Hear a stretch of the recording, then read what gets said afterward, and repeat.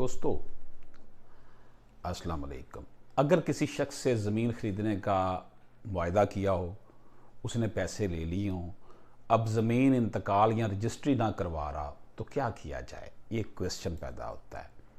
जब एक शख्स अपनी गैर मनकूला जायदाद यानी इमूवेबल प्रॉपर्टी, लैंड या बिल्डिंग, घर वगैरह ख़ास कीमत के बदले में किसी शख्स को फ़रोख्त करने का एग्रीमेंट कर लेता है तो उसे एग्रीमेंट टू सेल कहते हैं, मादा बै कहते हैं। कानून के मुताबिक ज़मीन के लेन देन का मुआहदा रजिस्टर्ड करवाना लाजमी है, जिसको उर्फ़ आम में किसी ज़मीन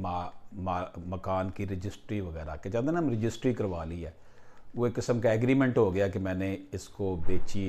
इसने ख़रीदी इतने पैसों के इवज़, तो इसकी रजिस्ट्री होती है। या पटवारी सिस्टम है कि जिस मौज़े का से ज़मीन ख़रीदी है, बेची है, उसके सामने वो जो फ़रोख्त करने वाला वो बयान देता है पटवारी तहसीलदार के सामने और ख़रीदने वाले शख्स के नाम करवा देता है। म्यूटेशन हो जाती है ज़मीन का, इसको इंतकाल कहते हैं। अगर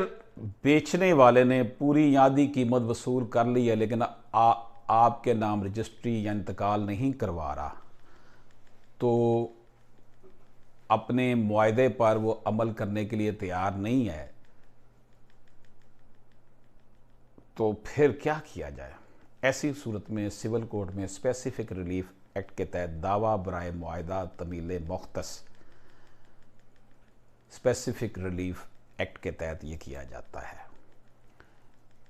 इसको specific performance of the contract कहते हैं और ज़ाब्ता दीवानी के आर्डर 39 रूल 1 और 2 के तहत स्टे ऑर्डर की दरख्वास्त भी देते हैं ताकि वो शख्स ज़मीन आगे फ़रोख्त ना कर सके या आप काबज़ है तो आपको बेदखल ना कर सके।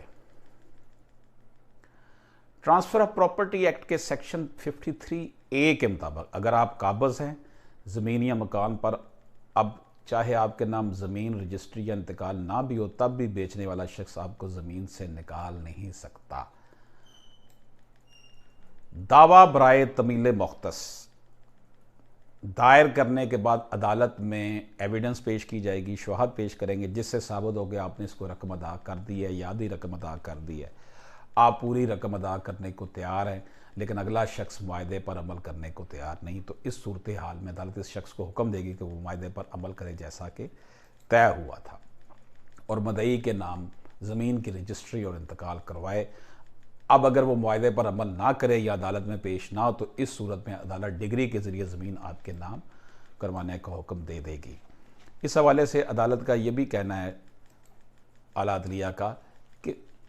जो मदई है, जो कह रहा है जी मैंने आधे पैसे दे दिए या इतने दे दिए, इतने नहीं दिए, तो इससे कि मेरे नाम रजिस्ट्री करवाए, तो वो पैसे अदालत में जमा करवा दे फौरी तौर पर कि जनाब ये पैसे हैं,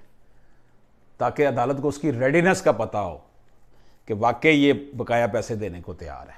और बाज़ औक़ात में आपने पूरे पैसे भी दिए होते तब भी रजिस्ट्री होती, तब भी यही मुआहदा आप जो है ना वो दावा करेंगे। अशरफ आसमी को अपने साथी इमरान अशरफ के साथ इजाज़त दीजिए। अल्लाह हाफ़िज़।